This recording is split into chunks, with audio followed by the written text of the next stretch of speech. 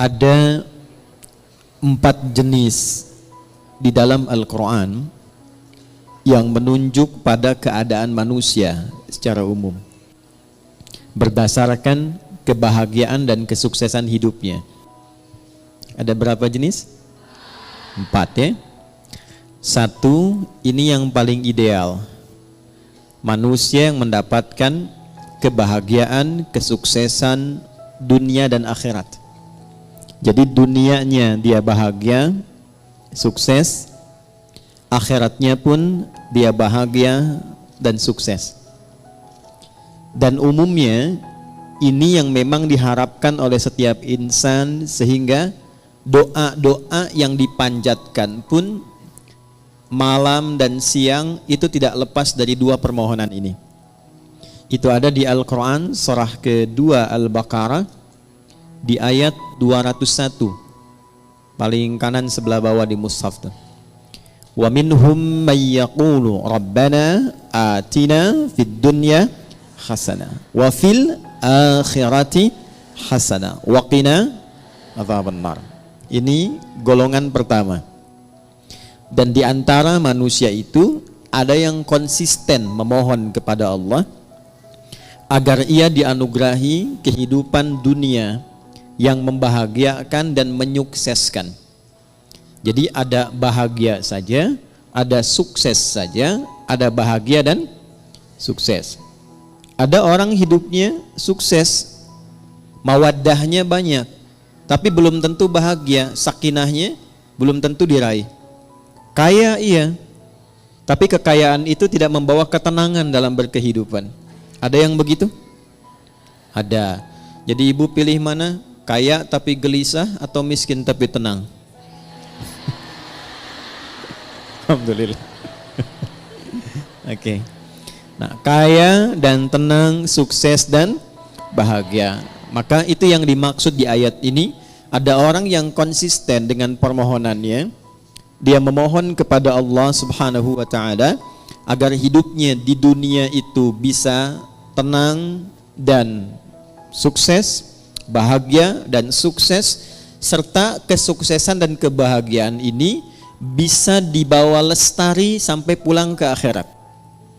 Ya, tidak cukup dengan amin, kita lihat dulu ya. Nah, yang kedua, nanti kita pelan-pelan lihat rumusnya. Alhamdulillah. Ada orang yang di dunianya itu sukses, bahagia. Tapi kesuksesan dan kebahagiaan dunia itu ternyata tidak memberikan jaminan ia membawa keduanya sampai ke akhirat.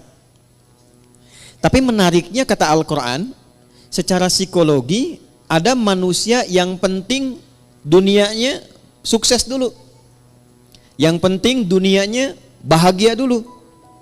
Ya, kalau bahasa manusianya kekinian, ya nikmati aja yang sekarang, yang nanti kan belum jelas gitu. Ada yang begitu?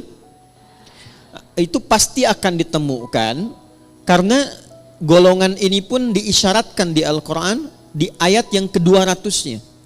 Jadi kalau tadi 201, kita naik sedikit ke atas ke ayat 200, kita akan temukan tipikal golongan demikian. Wa minan nasi may yaqulu rabbana atina fid dunya. Udah, kalau nggak hafal diam aja ya. Hasanahnya nggak ada di situ. Hasanah itu khusus untuk 201 ya. Baik, kalau hafalan masih di ayat 1, jangan diterusin dulu ya. Wa minan nasi may yaqulu rabbana atina fid dunya wa ma lahum fil akhirati min khalaq. Dan di antara manusia ada yang hidupnya memang diliputi oleh harapan dunia saja. Hasanahnya nggak disebutkan. Ini kuncinya nanti. Dan dia tidak punya orientasi akhirat. Yang penting kerja, nikmati. Dapat rumah yang megah, nikmati. Kendaraan yang mewah, nikmati. Bisa jalan-jalan, senang. Urusan sholat, ya nanti. Baca Al-Quran, nggak harus. Akhirat belum datang kok. Yang pasti yang sekarang ada, itu yang dinikmati. Wa ma lahum fil akhirati min khalaq. Dan dia tidak punya persiapan untuk menyiapkan kehidupan abadinya di akhirat. Itu yang Dua. Yang ketiga, ada golongan orang yang memang ngejar akhirat saja. Dunianya tidak terlalu diperdulikan. Dia abaikan bahkan. Ya. Dia tidak terlalu peduli apakah hari ini makan atau tidak. Dia tidak terlalu peduli apakah punya rumah megah atau tidak. Dia tidak terlalu peduli apakah punya kendaraan atau tidak. Yang penting akhirat masuk surga. Saya ulangi ya. Yang penting akhirat masuk surga. Jadi dunianya dalam tanda petik sedikit diabaikan, atau hidupnya biasa-biasa atau di bawah standar, yang penting orientasinya masuk surga. Ini yang ketiga. Yang keempat, ini yang repot. Miskin dunia, fakir akhirat. Jadi dunia sudah nggak dapat, tiap hari pekerjaan tidak jelas, kata-kata tidak terukur, tindakan tidak teratur, perbuatan kadang-kadang juga mohon maaf banyak buruknya. Jadi dunianya tidak jelas, akhiratnya rasa-rasanya tidak mendapatkan harapan karena tidak pernah disiapkan. Maka yang keempat ini kategori miskin dunia, fakir akhirat. Nah, di antara yang keempat ini, 4 bagian ini kita mesti pastikan setiap hari setidaknya kita berusaha untuk mencapai golongan yang pertama. Dan adilnya Allah itu dibuka kesempatan yang demikian untuk seluruh hambanya tanpa kecuali. Jadi ibu tidak harus berpikir jadi ustadzah kah? Ya, atau suaminya jadi kiai kah?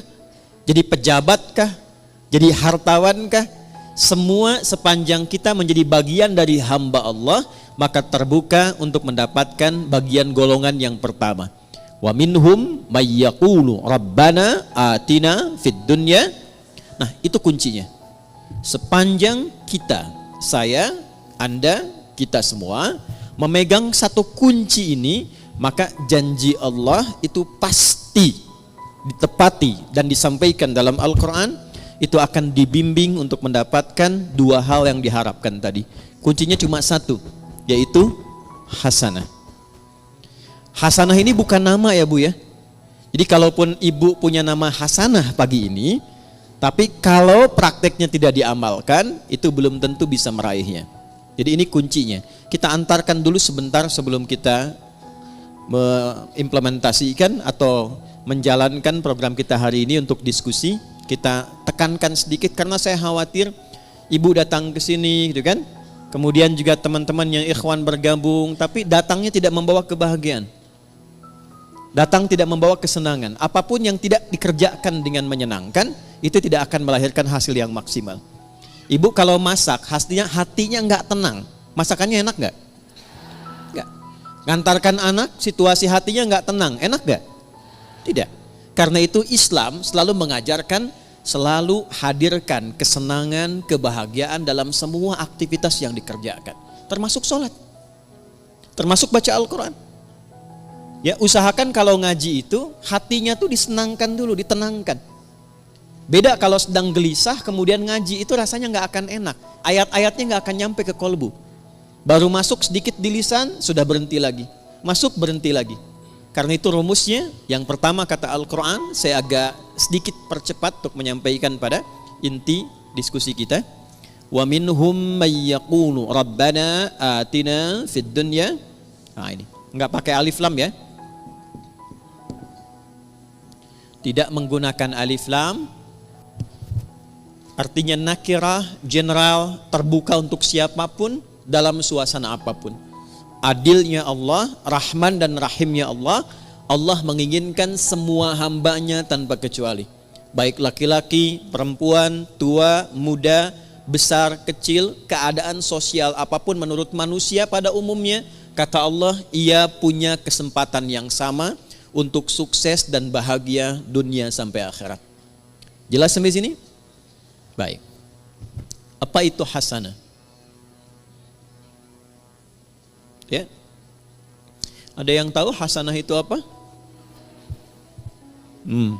Ya. Ya itulah ya.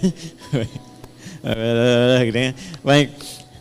Satu paling gampang dulu ya, pelan-pelan.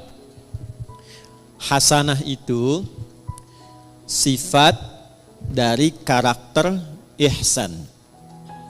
Nanti satu kata, akar dasarnya itu hasuna, hasan. Nanti kegiatan untuk mendapatkan itu disebut ihsan, ahsana yuhsinu. Nah, akumulasi karakternya, sifatnya, atau bahkan value hasilnya itu disebut hasanah namanya.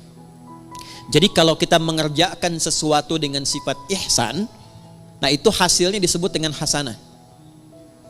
Saya ulang ya.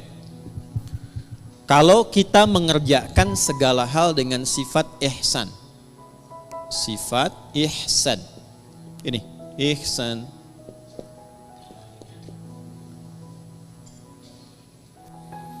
Maka hasilnya apa yang diraih oleh kita itu disifati oleh Allah langsung, itu hasanah.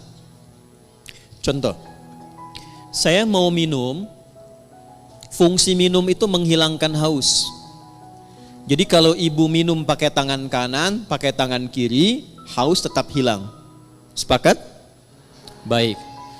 Tapi kalau kita minum menggunakan sifat ihsan, maka perbuatan minum ini seketika dinilai oleh Allah berubah menjadi hasanah namanya. Jelas sampai sini? Baik. Saya ulangi lagi dengan contoh yang lain. Saya mau berpakaian. Berpakaian orang punya gaya masing-masing.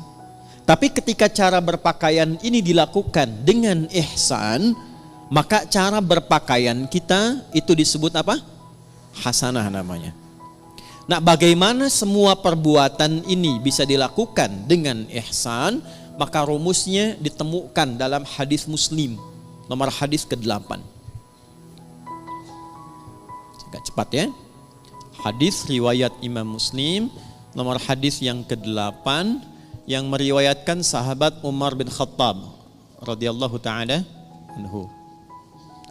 Kalau ibu ingin agak sedikit pendek, enggak terlampau panjang dan tebal jilidnya, panjang hadisnya, tebal jilidnya, Imam An-Nawawi pernah mengambil 42 hadis inti kehidupan.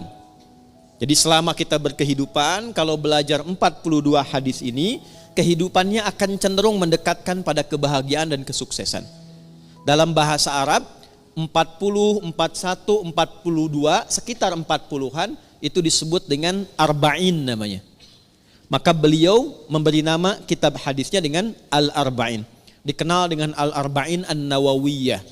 Itu hadis nomor 8 di Sahih Muslim ini diletakkan oleh beliau, disusun di urutan yang kedua. Ya. Di Al-Arba'in nomor hadis yang keberapa? Kedua. Tentang iman, Islam dan ihsan. Nih, dapat ini. Qala an Abi Hafs Umar bin Al-Khattab radhiyallahu ta'ala anhu, bainama nahnu julusun 'inda Rasulillah sallallahu alaihi wasallam إذ طلع علينا رجل شديد بياض الثياب شديد سواد الشعر لا يرى عليه أثر السفر ولا يعرفه منا أحد فجلس إلى النبي صلى الله عليه وسلم ووضع كفيه على كفيه ووضع رجليه على رجليه ووضع كفيه على فخذيه فقال يا محمد أخبرني عن الإسلام فقال رسول الله صلى الله عليه وسلم الإسلام أن تشهد أن لا إله إلا الله وأن محمد رسول الله وتقيم الصلاة وتؤتي الزكاة وتصوم رمضان وتحج البيت إن استطعت إليه سبيلا قال صدقت فأجبنا يسأله فيصدقه فسأل يا محمد أخبرني عن الإيمان فقال أن تؤمن بالله وملائكته وكتبه ورسله واليوم الآخر وتؤمن بالقدر خيره وشره قال صدقت قال فعجبنا يسأله فيصدقه فسأله يا محمد أخبرني عن الإحسان أخبرني عن الإحسان فقال أن تعبد الله كأنك تراه فإن لم تكن تراه فإنه يراك. Paham? Tidak? Baik. Dari sahabat Umar bin Khattab radhiyallahu taala anhu, saya agak cepat. Satu kali tiba datang seseorang laki-laki. Bajunya itu bersih, putih bersih. Rambutnya tertata rapi. Kemudian kami nggak kenal orang ini dari mana, dan tidak nampak pada dirinya bekas-bekas lelah mampir.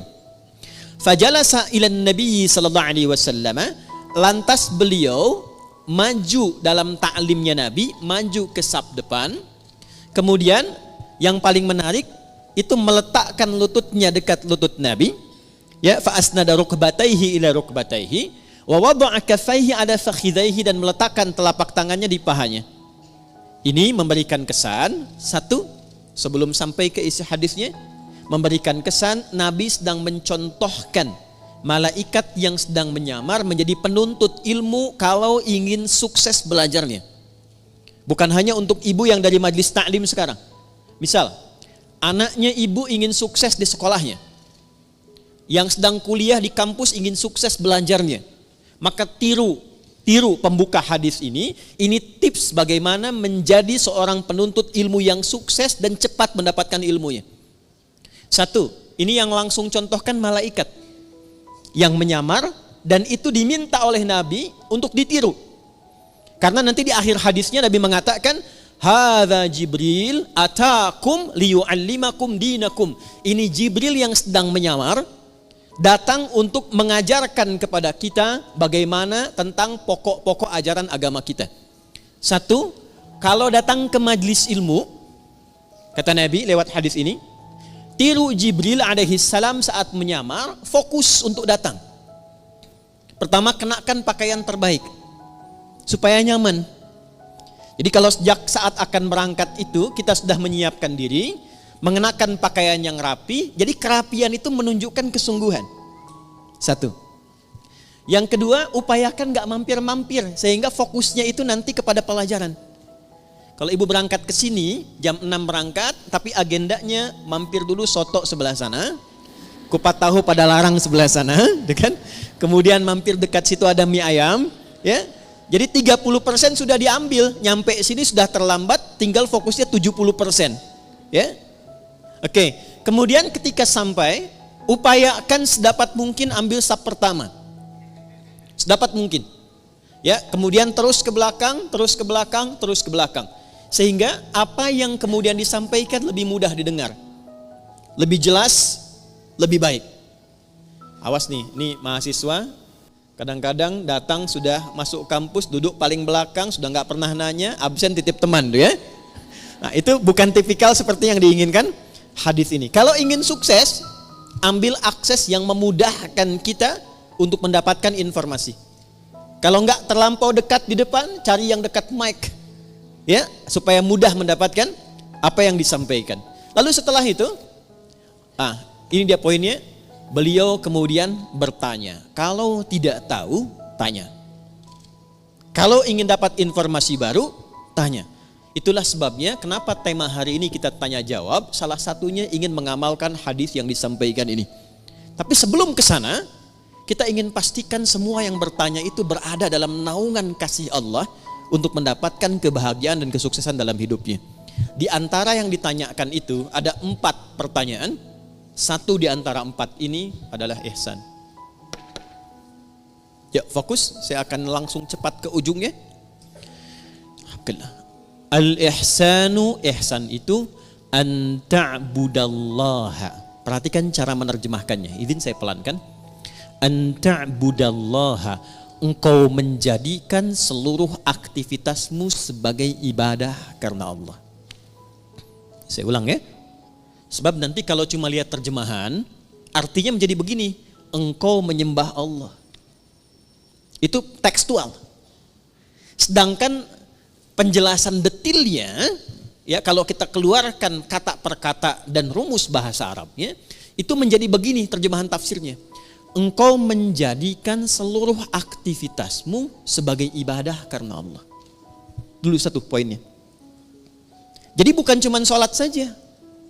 Makannya jadikan ibadah karena Allah.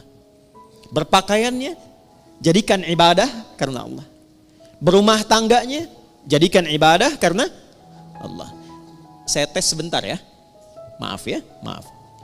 Ibu itu merawat, mendidik anak karena sayang, karena Allah.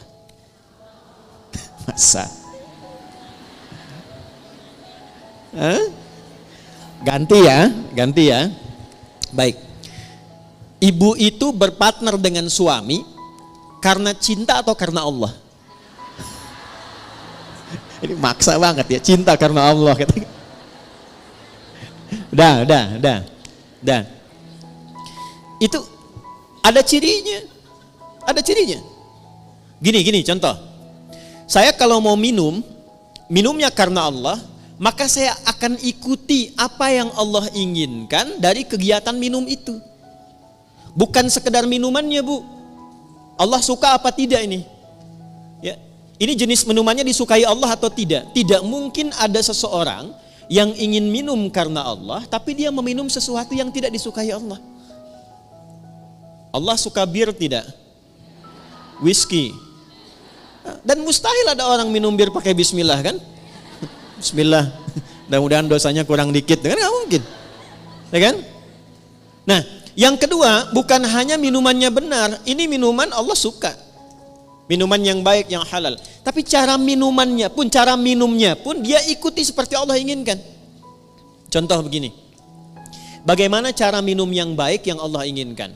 Diajarkan oleh Nabi SAW, idza quddimat ta'am, jika hidangan itu ditampilkan. Perhatikan kalimatnya. Khudh biyaminika ma yalik, ambil dengan tangan kananmu.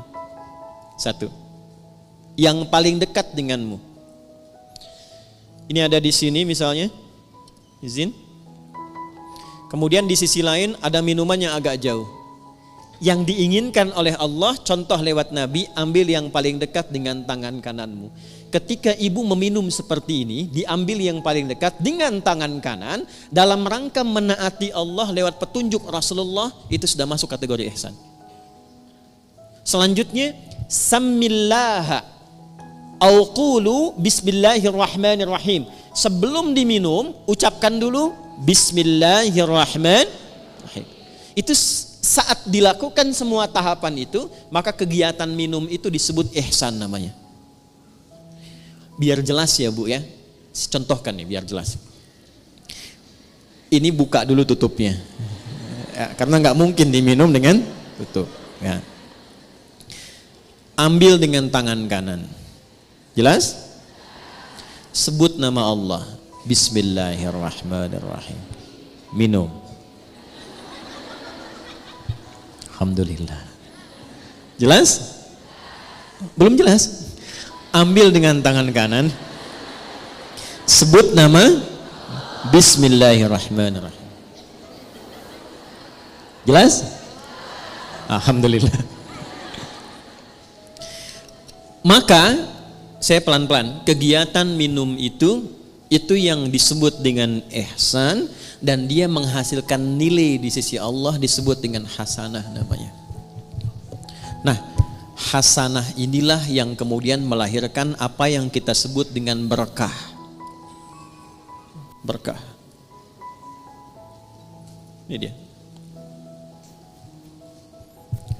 Teruskan turunannya. Berkah inilah yang mengantarkan pada kesuksesan dan kebahagiaan. Nih, sukses plus bahagia. Ini asalnya. Dan keduanya ini tidak berhenti di dunia. Sepanjang dilakukan dengan sifat ihsan, ditulis dengan hasanah, keluar sifat berkah, mengantarkan pada sukses dan bahagia, dan perjalanannya terus panjang mengiringi sampai ke akhirat. Nih, sampai ke akhirat. Pelan-pelan ya. Ini poinnya. Makanya sering kita katakan di lisan kita, saya pengen cari berkahnya aja. Saya pengen cari berkahnya. Nah, berkah itu Bu, bukan harus kita tafsirkan sedikit, tidak. Bisa banyak.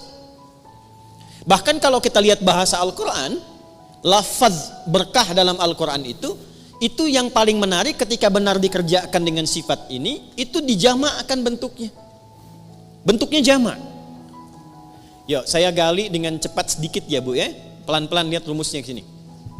Pekerjaan dikerjakan dengan apa tadi? Nah, rumus untuk menjadi ihsan itu rumusnya 2, iman plus takwa. Iman plus takwa sama dengan ihsan. Karena itu sering kita diminta dalam Al-Quran, tingkatkan takwamu, tingkatkan takwamu. Pernah dengar nggak kalimat itu? Ya, tingkatkan takwamu. Dan kalimat takwa itu seringkali dibuka dengan iman atau disandingkan dengan iman. Ali Imran ayat 102, ya ayyuhalladzina amanu taqullaha haqqa tuqatih. Iman dan takwa, iman dan takwa. Kenapa kita diminta beriman dan bertakwa? Supaya muncul karakter ihsan. Kenapa bisa menjadi ihsan? Supaya mendapatkan hasanah. Kenapa hasanah penting? Supaya meraih berkah. Kenapa berkah penting? Supaya harapan kita terkabulkan. Semua pekerjaannya sukses, hasilnya membahagiakan. Dan jaminannya bukan cuma di dunia, akan wafatnya juga diberikan kedamaian. Di alam kuburnya diberikan keberkahan. Di akhiratnya dibuka keberkahan. Jadi kalau sudah muncul iman takwa, lahir ihsan, itu keberkahan dibuka di langit dan di bumi. Saya ulangi, di langit dan dibuka, di langit dan di bumi itu dibuka. Ada di Quran surah ke-7 ayat 96. Rumus ini ada Quran di Quran surah ke-7 Al-A'raf ayat 96. Yuk kita lihat pelan-pelan. Walau anna ahlal qura, buka mushafnya, amanu iman, wattaqau taqwa, la fatahna alaihim barakatin, berkah jamak sifatnya. Lihat ayatnya, la fatahna alaihim barakatin minas sama' wal ard, langit dan bumi. Ada ayatnya? Quran surah 7 ayat 96. Walau anna ahlal qura amanu wattaqau la fatahna alaihim barakatin minas sama'i wal ard. Ada ayatnya? Oke. Sudah? Pelan-pelan. Jadi ketika ayat itu diturunkan kepada Rasulullah sallallahu alaihi wasallam, yang diinginkan bukan sekedar jadi bacaan. Kita baca dapat pahala insyaallah. Dapat pahala dan pahalanya pun disebut hasanah. Tapi kalau kita amalkan isinya, nah amalan itulah yang menjadikan kita mampu meraih keberkahan, sehingga keberkahan ini mengiringi kesuksesan dan kebahagiaan yang kita harapkan dalam berkehidupan di dunia. Jadi kalau ayat rumah tangga dibawa ke rumah tangga, dipraktekkan dengan sifat ihsan. Suami menjadi suami dengan sifat ihsan. Istri mempraktekkan ayat Quran dengan sifat ihsan, maka kehidupan rumah tangga akan cenderung mendapatkan berkah. Berkah itulah yang mengantarkan pada kebahagiaan dan kesuksesan. Itu dibawa pulang sampai ke akhirat.